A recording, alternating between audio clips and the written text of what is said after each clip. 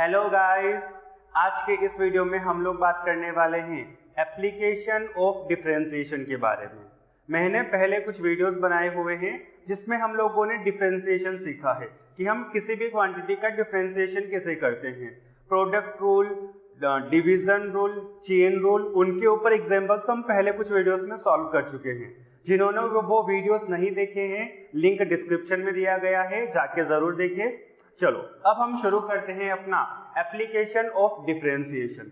हमने बात करी है कि जो डिफरेंशिएशन होता है वो अपने को rate of change of y देता है विद रेस्पेक्ट टू x। क्या देता है? Rate of change of y with respect to x, जिसको हम कैसे रिप्रेजेंट करते हैं? dy upon dx। dy upon dx अपने को क्या देगा? Rate of change of y किसके रेस्पेक्ट में? जो नीचे लिखा गया है dx x। ओके, अब फिजिक्स में ऐसे बहुत सारी क्वांटिटीज है जो एक दूसरे की रेट है, जैसे कि rate of change of velocity acceleration होता है, rate of change of distance speed होती है। तो इस तरीके से जब मुझे क्वांटिटीज फाइंड करनी आई, मान ले मुझे किसी ने स्पीड दे दिया और मुझे से पूछा कि भाई तू मुझे एक्सेलरेशन बता, तो हम क्या करेंगे? इस स्पीड का रेट ऑफ चेंज फाइंड करेंगे। किसके रेस्पेक्ट में? टाइम के रिस्पेक्ट में। अपने को रेट ऑफ चेंज मिल गया, अपने को स्पीड मिल गई। इस तरीके से हम एप्लीकेशन करते हैं डेरिवेटिव का। एक तो ये एप्लीकेशन हो गया जब अपने को रेट फाइंड करनी पड़े किसी भी क्वांटिटी के चेंज की। दूसरा इसका एप्लीकेशन है, हम मैक्सिमा और मिनिमा किसी भी क्वांटिटी का फाइंड करने के लिए ये यूज करते हैं। कोई भी क्वांटिटी दी गई है, उसका मैक्सिमम वैल्यू निकालना है या फिर मिनिमम वैल्यू निकालना है, उस पे हम लोग यूज करते हैं डिफरेंशिएशन का। अब किस तरीके से यूज करते हैं, चलो इधर देखते हैं। मुझे यहाँ पे ग्राफ दिया गया है। अब क्लियरली जो y पॉइंट है उस पे इस ग्राफ की मैक्सिमम वैल्यू है, और जो x2 ये वाला जो पॉइंट है x2, इस पे इस ग्राफ की मिनिमम वैल्यू है। तो अपने को यही पॉइंट्स फाइंड करने हैं कि किस पॉइंट पे मैक्सिमम वैल्यू होगी, किस पॉइंट पे मिनिमम वैल्यू होगी। तो इसको देखने के लिए हम क्या यूज करेंगे? डिफरेंशिएशन। अब किस तरीके से डिफरेंशिएशन यूज करेंगे, चलो सीखते हैं। अच्छा, अगर मैं इस x1 वाले पॉइंट पे, इस पॉइंट पे मैं इस ग्राफ के स्लोप की बात करूं तो क्या स्लोप हम बना सकते हैं? इस पॉइंट पे जो टेंजेंट होगा और जो टेंजेंट का स्लोप होगा वही इस ग्राफ का स्लोप होगा। ठीक, x2 पे अगर मैं टेंजेंट की बात करूं तो x2 पे भी मेरी कुछ ये वाली टेंजेंट बनेगी। ओके, अगर मैं यहाँ पे टेंजेंट ड्रॉ करूं और उसका एंगल देखूं x एक्सिस के साथ, तो वो मुझे कितना मिलेगा? 0 मिलेगा। ये दोनों जो टेंजेंट होगी ये मेरी x एक्सिस के कैसे होगी? पैरेलल होगी, पहली बात। ओके, तो 8 मैक्सिमम और minimum value, slope of tangent at these point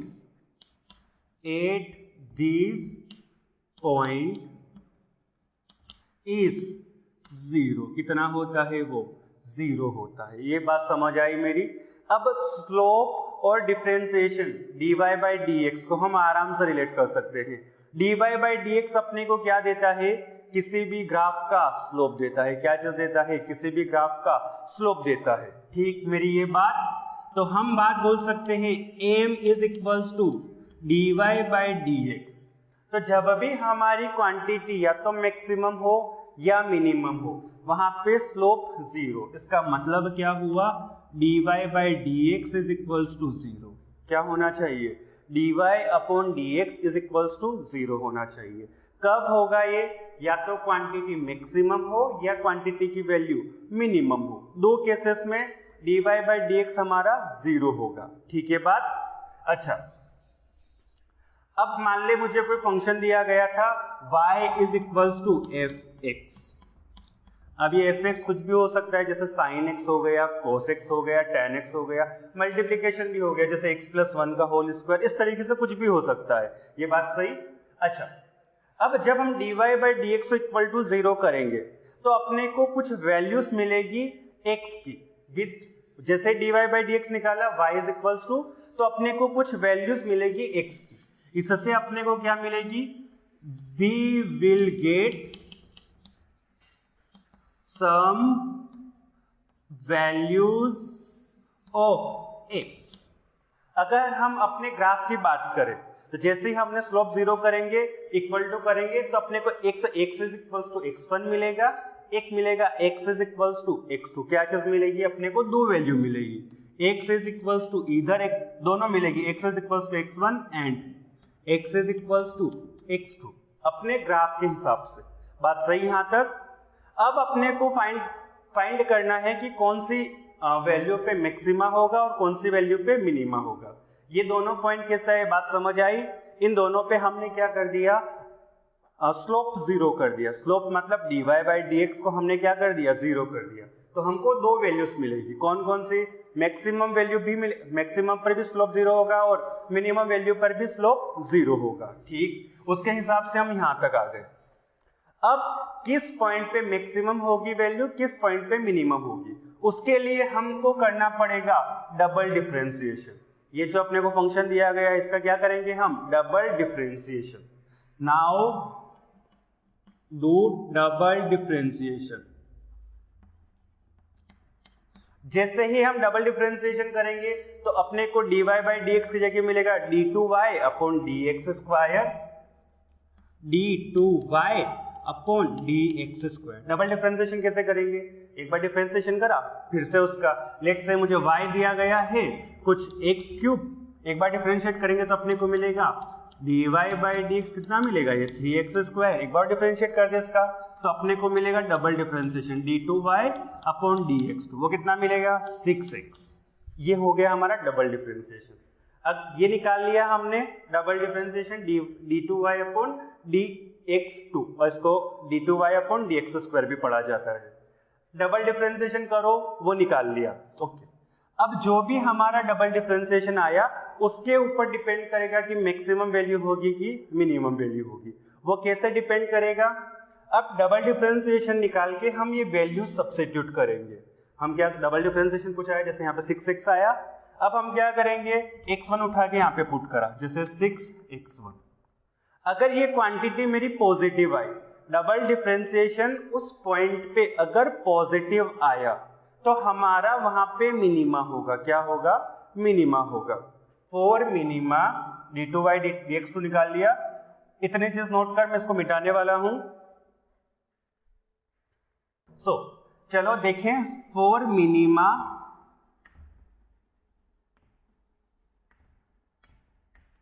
d2y upon dx2 should be greater than 0। क्या होना चाहिए मिनिमा के लिए? d2y upon dx2 should be greater than 0। किस, दोनों पॉइंट सब्स्टिट्यूट करेंगे, जिसमें ग्रेटर देन 0 आ जाएगा वहां पे हमारा क्या होगा, मिनिमा होगा। फॉर मैक्सिमा एक और कंडीशन क्या बचेगी, d2y upon dx2 should be less than 0। अगर ऐसा हुआ तो हमारा वहां पे मैक्सिमा होगा। बात ठीक, जिसको नोट कर ले इन दोनों को, फिर हम इनके ऊपर एक दो एग्जांपल देखते हैं कि किस तरीके से हम इनका यूज करते हैं। उतार लो जल्दी से। चलो तो हम अपना पहला एग्जांपल देखते हैं। Height reach by a particle in time t is given by h is equals to 5t minus 10t square. Find the time taken in reaching maximum height. Particle को हमने क्या करा, ऐसे थ्रो किया ऊपर की तरफ, तो उसकी जो हाइट चेंज होगी वो कुछ इस इक्वेशन के अकॉर्डिंग होगी। अपने को फाइंड करना है कि वो जब मैक्सिमम हाइट पे होगा तो उसके लिए टाइम कितना लगेगा। जल्दी से क्वेश्चन को ट्राई करो। आई होप तूने इसका आंसर फाइंड कर लिया होगा। तेरा आंसर मुझे कमेंट करके जरूर बताना। अगर वीडियो पसंद आ रहा है तो इसको एक लाइक जरूर दे देना। ओके, चलो तो सॉल्व करना देखते हैं, इसका सोल्यूशन कैसा होगा। अब सबसे पहले जो क्वेश्चन में चीजें बोली गई है वो लिखते हैं। तो अपने को हाइट वेरी कर रहा है, कैसे कर रहा है, 5t माइनस 10t स्क्वायर के जैसे। अपने को बोला गया है find time in reaching maximum height. Maximum height reach करने के लिए जो टाइम चाहिए वो फाइंड करना है। बात अपने को दिमाग में थोड़ी चीजें आई होगी, मैक्सिमम चीज फाइंड करनी है तो अपने को डिफरेंशिएशन का यूज करना पड़ेगा। मैक्सिमम हाइट फाइंड करनी है। ओके, तो मैक्सिमम वैल्यू किसकी फाइंड करनी, हाइट की फाइंड करनी, किसके रेस्पेक्ट में फाइंड करनी है, टाइम के रेस्पेक्ट में। तो हम सबसे पहले करेंगे इसका differentiation with respect to time. Maximum value किसकी फाइंड करनी है, हाइट की फाइंड करनी है, किसके रेस्पेक्ट में करनी है, टाइम के रेस्पेक्ट में। तो dh upon dt, change of h with respect to time, rate of change, इसको मुझे किसके इक्वल करना है, 0 के इक्वल करना है। इधर मैक्सिमम वैल्यू मिलेगी या मिनिमम वैल्यू मिलेगी, बात सही। चलो तो इसका डिफरेंशिएट कर देते हैं सबसे पहले। So dh upon dt is equals to 5t की पावर 1, तो उसका डिफरेंशिएशन सिर्फ 1 बचेगा, माइनस 10t², तो क्या इसका वैल्यू हो जाएगा मेरे लिए 20t। It will be equal to 0 for maximum या मिनिमम वैल्यू। यहां से t निकाल सकते हैं, t कितना मिलेगा मुझे, देख ले, 5 डिवाइडेड बाय 20, t मिला मुझे 1/4। अब जो भी यूनिट होगी उसके अकॉर्डिंग टाइम का यूनिट आ जाएगा। तो इस टाइम पे हमारा या तो मैक्सिमम हाइट होगा या मिनिमम हाइट होगा। अब मैक्सिमम हाइट होने के लिए double differentiation should be less than 0 करते हैं।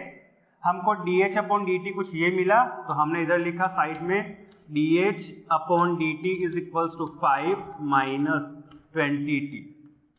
For maxima d2h upon dt2 should be less than 0। कर तो इसको डिफरेंशिएशन, तो डिफरेंशिएशन करेंगे तो क्या आएगा मेरे लिए, देख ले जल्दी से, d2h upon dt2 is equals to 5 का differentiation 0 minus 20 as it is, t का डिफरेंशिएशन 1, पावर 1 है तो उसका पावर 0 हो जाएगा, ठीक। डबल डिफरेंशिएशन मुझे मिल रहा है -20 के इक्वल। हाँ भाई ये लेस देन 0 है, तो जो पॉइंट निकाला हमने उस पे हमारे लिए मैक्सिमम हाइट होगी। तो इस टाइम पे हमारे लिए मैक्सिमम हाइट रीच करेगा पार्टिकल। ओके, समझ आया ये क्वेश्चन।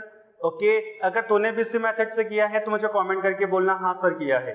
अलग मेथड यूज करिए तो वो भी मुझे बताना किस तरीके से सॉल्व किया, क्योंकि अलग मेथड इज इंपॉर्टेंट, ठीक। चल नोट करो इसको। चलो तो हम अगला एग्जाम्पल देखते हैं। A cylindrical tank has small hole in the bottom, water is coming out at the rate 10⁻³ metre per second. Find the rate of change of water level in the tank, cross section area of the tank is 0.1 metre.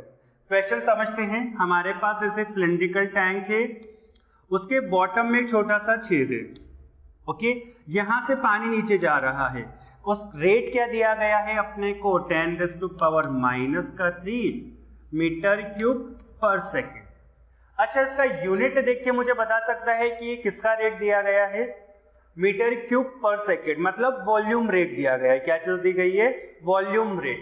बाहर पानी जो आ रहा है उसका volume rate दिया गया है, volume rate with respect to time. तो हम इसको क्या लिख सकते हैं, dv अपॉन dt अपने को गिवन है क्या, 10⁻³ मीटर क्यूब पर सेकेंड। बात ठीक। अच्छा, अब इस टैंक में पानी भरा होगा, यहां तक कुछ लेवल होगा, तो ये लेवल किस रेट से डिक्रीज हो रहा है वो अपने को फाइंड करना है। ओके, लेट से ये जो हाइट है h है, ठीक है बात।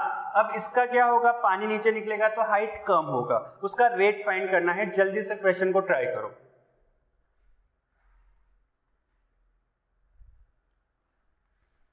आई होप तूने सॉल्व कर लिया होगा। आंसर कमेंट करके जरूर बताना। चल सॉल्व करना शुरू करते हैं। अब मैंने इसको समझा तो दिया है, मैं यहीं पे लिख देता हूं सॉल्यूशन, ठीक। तो अपने को dv/dt एक तरीके से गिवन है, वो कितना है, 10⁻³ मीटर क्यूब पर सेकेंड।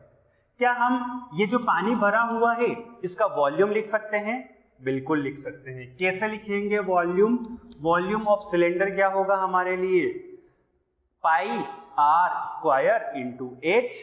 अब πr² तो हमको क्रॉस सेक्शन एरिया तो 10 दिया गया है, सो वॉल्यूम को हम लिखते हैं πr² into h। This is cross section area of the tank which is given to us. तो v is equals to 0.1 times of h। तो अंदर जो पानी भरा होगा उसका रेट, उसका वॉल्यूम कितना होगा, कुछ इतना होगा। अब पानी बाहर निकल रहा है, किस रेट से निकल रहा है, इस रेट से। अब मुझे एक बात बता, जितना पानी बाहर निकलेगा उतना ही पानी टैंक में कम होगा, बात सही, जितना पानी टैंक से बाहर निकलेगा उतना ही पानी टैंक के अंदर कम होगा। मतलब बोल सकता हूं rate of change in volume इसका टैंक का और जिस रेट से बाहर पानी निकल रहा है दोनों सेम होगी। Rate of change of volume water in the tank वही होगी जिस रेट से पानी बाहर निकल रहा है। बात सही है ये, ठीक। तो हम लिखेंगे यहाँ पे so dV upon dt is equals to, ये अपने को जो वैल्यू गिवन है उसी के इक्वल। ओके, क्या हम यहाँ से इसको डिफरेंशिएट कर सकते हैं विथ रेस्पेक्ट टू t? तो हमारा जो लेफ्ट हैंड साइड में आएगा dV upon dt is equals to 0.1। h को हम with respect to time differentiate करना है, तो ये क्या बनेगा मेरे लिए dH अपॉन dt। ये रेट अपने को गिवन है, ये रेट अपने को फाइंड करनी है। ये कितना गिवन है 10⁻³ is equals to 0.1 into dH upon dt। हमने यहाँ से dH अपॉन dt निकाला, कितना आया बता दे।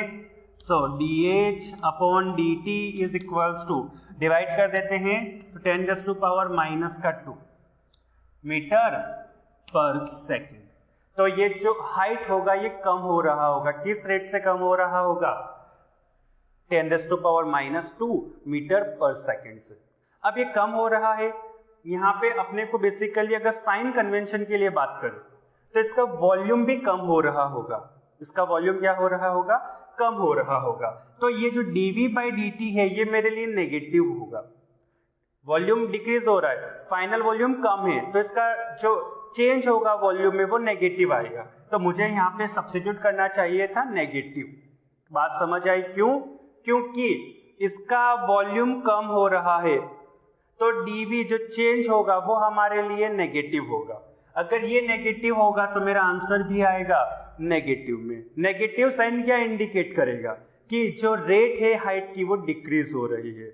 अगर पॉजिटिव आती तो इंक्रीज होती, पॉजिटिव आती तो इंक्रीज होती। ठीक है बात, क्वेश्चन को नोट कर, क्या तूने भी इसी तरीके से सॉल्व किया था? कमेंट करके मुझे जरूर बता। ओके, चलो तो अब हम लोग बात करते हैं पार्शियल डिफरेंशिएशन के बारे में। हम पार्शियल डिफरेंशिएशन की जरूरत क्यों पड़ी सबसे पहले वो देखते हैं। मान ले मुझे कोई एक फंक्शन है y, वो कुछ ऐसे दिया गया है, वो दो वेरिएबल्स के सम में दिया गया है। मतलब हमारा जो फंक्शन है वो कैसा दिया गया है, दो वेरिएबल का मिक्स। अभी तक हम लोग जो फंक्शन पढ़ रहे थे y अपने को ऐसे दिया जाता था, इधर x sin x, वो हमेशा सिर्फ और सिर्फ किसका फंक्शन होता था, x का।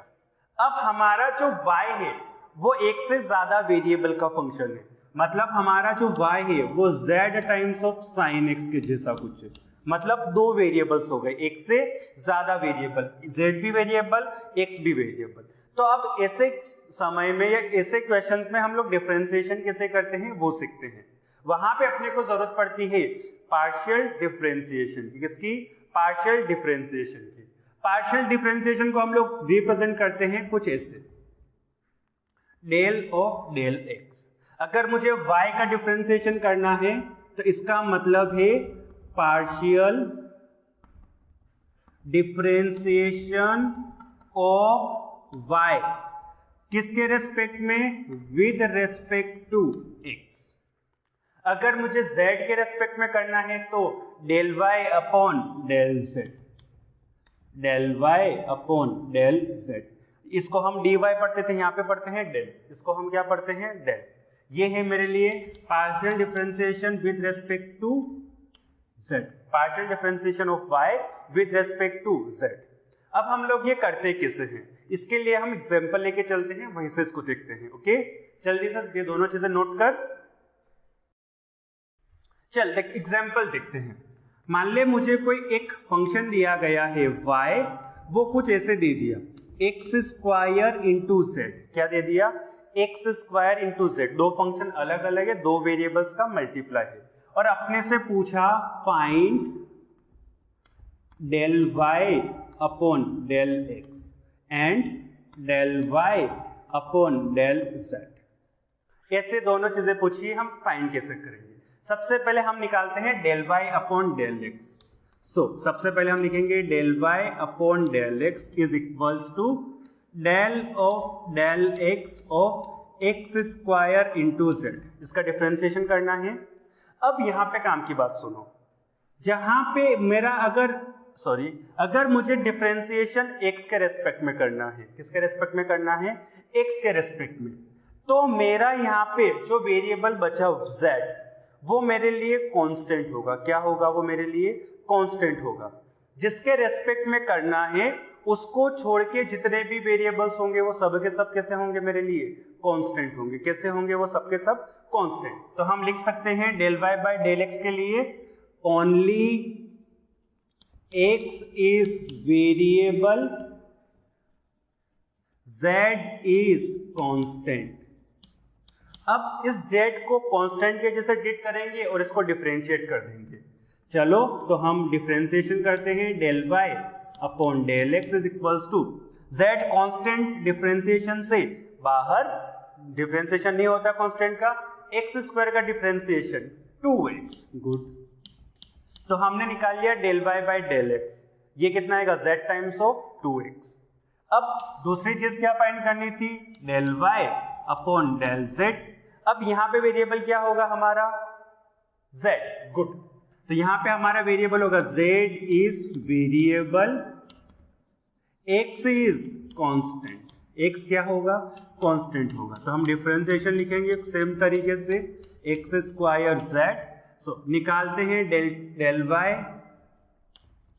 अपॉन डेल एक्स जेड, क्या होगा, एक्स स्क्वायर कांस्टेंट, डिफरेंशिएशन से बाहर जेड का differentiation with respect to, okay यहाँ पे गलत कर दिया, जेड का differentiation with respect to z 1। अरे एक्स की पावर 1 होता है, एक्स की पावर 1 होती है तो उसका डिफरेंशिएशन 1 हो जाता है इंटू 1। ये हो गया हमारा z के रेस्पेक्ट में डिफरेंशिएशन, ये x के रेस्पेक्ट में डिफरेंशिएशन। ठीक, ये बात समझ आया। एग्जांपल जल्दी से नोट कर इसको। चलो अगला एग्जांपल देखते हैं। अपने को फंक्शन दिया गया है f x y into y z की इक्वल। एक फंक्शन दिया गया है f, वो क्या दिया गया है, x y into y z दिया गया है। अपने को फाइंड करना है, find del f upon del x, del f upon del y and del f upon del z। तीनों का रेस्पेक्ट में डिफरेंशिएशन फाइंड करना है। चलो कैसे सॉल्व करेंगे, सबसे पहले हम फाइंड करेंगे del f upon del x। जब x के रेस्पेक्ट में फाइंड करेंगे तो हमारे y और z कैसे होंगे, दोनों वेरिएबल्स कांस्टेंट होंगे। कैसे होंगे, कांस्टेंट होंगे। x के रेस्पेक्ट में वेरिएबल क्या होगा, ओनली x। यहां पे लिख सकते हैं only x is variable, y and z are constant. क्या है वो हमारे लिए, कांस्टेंट। उनको कांस्टेंट के जैसे ट्रीट करना है। इसको डिफरेंशिएशन को लिखा हमने del of del x of x y plus y z. निकाल तो क्या आगा तेरा आंसर, क्या रहा है ये आंसर। देख यहाँ पे एडिशन रूल यूज करना पड़ेगा। सबसे पहले इसका डिफरेंशिएशन करो, y क्या होगा हमारे लिए, कांस्टेंट। ओके, तो y को हटा देते हैं यहाँ से, सबसे पहले डिफरेंशिएशन से बाहर y यहाँ पे लिख दिया। x का डिफरेंशिएशन 1। ओके ठीक, यहाँ पे y लिखा हुआ था, मैं वापस लिख रहा हूँ। y z दोनों कांस्टेंट है, constant into constant, constant. Constant का differentiation 0। Good, del f upon del y क्या आया हमारे लिए, y into 1 which is y। ठीक, अब फाइंड करते हैं del f upon del y. Same चीज लिखेंगे, इसकी जगह क्या लिखेंगे, सिर्फ और सिर्फ y। अच्छा, जब y के रेस्पेक्ट में करेंगे तो कौन सा वेरिएबल होगा मेरा, सिर्फ और सिर्फ y। x और z कैसे होंगे, कांस्टेंट होंगे। x and z are constant. चलो कांस्टेंट है तो कांस्टेंट के जैसे ट्रीट करते हैं। अच्छा, जब y के रेस्पेक्ट में करेंगे, x कांस्टेंट, x को छुपा ले फिलहाल के लिए। अच्छा, y का डिफरेंशिएशन y के रेस्पेक्ट में 1। ठीक, यहाँ पे बचेगा मेरे पास, मैं डायरेक्ट लिख रहा हूं, 1 हो गया तो मल्टीप्लाई होगा x के साथ, तो x इंटू 1 प्लस इधर की तरफ देख y, z कांस्टेंट, z को छुपा ले, y का डिफरेंशिएशन वापस से मेरा 1। ओके, तो क्या होगा यहाँ पे z1 इंटू जेड, तो हमारा del f upon del y क्या आया x प्लस जेड। बात ठीक। अच्छा, del f upon del z निकाल दे। आई थिंक अब तो तुझे समझ में आना शुरू हो गया। So del f upon del z क्या हो गया मेरे लिए, यहाँ पे z पुट करेंगे, दोनों x y दोनों कांस्टेंट रहेंगे, x और y दोनों कांस्टेंट रहेंगे, कांस्टेंट का differentiation 0 plus y into z, y constant, z का डिफरेंशिएशन 1, तो यहाँ पे बचेगा y। Del f del x निकाला, del f upon del y निकाला, del f upon del z निकाला। ठीक, ये तीनों चीजें हम लोगों ने निकाली आराम से। ये हमारा पार्शियल डिफरेंशिएशन। अब इसके ऊपर, अब इसके क्या एप्लीकेशंस है, इसके भी बहुत सारे एप्लीकेशंस है। जैसे कि मान ले मुझे पोटेंशियल एनर्जी दे दी गई किसी सिस्टम की, पोटेंशियल एनर्जी लिख दी x square into y into z, potential energy ऐसे लिख दी, और अपने को पूछ लिया फाइंड फोर्स। क्या पूछा? Find force in x direction, find force in x direction. तो जब पोटेंशियल एनर्जी दी जाए और अपने से फोर्स पूछा जाए ना, तो जो फोर्स होता है इन एक्स डायरेक्शन वो होता है मेरे लिए negative of del u upon del x. क्या होता है वो? Negative of del u upon del x. Potential energy दी गई, फोर्स पूछा, तो अपने को क्या जरूरत पड़ी? पार्शियल डिफरेंशिएशन की जरूरत पड़ी। ये एप्लीकेशन है। ओके, ये क्वेश्चन जल्दी से सॉल्व करें, करो तो जल्दी से सॉल्व। देख इसका सॉल्यूशन देखते हैं। सॉल्यूशन क्या होगा जल्दी से देख ले। सॉल्यूशन, अच्छा, del u upon del x find करना है। यू अपने को ऐसे गिवन है, सबसे पहले हम लिखेंगे del u upon del x is equals to del of d x of x square y z. कौन सा वेरिएबल होगा? सिर्फ और सिर्फ एक्स। वाई और जेड क्या होंगे हमारे लिए? कांस्टेंट। तो उनको कैसे ट्रीट करेंगे? कांस्टेंट के जैसे। ठीक। So del u upon del x is equals to, बता, y z constant, x square का डिफरेंशिएशन 2x, क्या होगा? 2x। 2x दोनों कांस्टेंट, वाई जेड। पार्शियल डिफरेंशिएशन समझ आया? Del u upon del x निकाल लिया, फोर्स निकाल सकते हैं। What is force in x direction? Negative of 2x y z. Force in y direction पूछ लिया तो f y is equal to del u upon del Y निकाल सकते हैं, खुद से सॉल्व करना। फोर्स इन जेड डायरेक्शन भी खुद से निकालना। ओके, ये इस तरीके का हमारा पार्शियल डिफरेंशिएशन का एप्लीकेशन होता है। ओके, चलो, आई होप तुझे पार्शियल डिफरेंशिएशन समझ में आया। इस वीडियो को हम लोग यहीं पे समाप्त करते हैं। इन केस तुझे कहीं पे भी कोई भी डाउट रहता है तो मुझे कमेंट करके जरूर बताना। Thank you very much.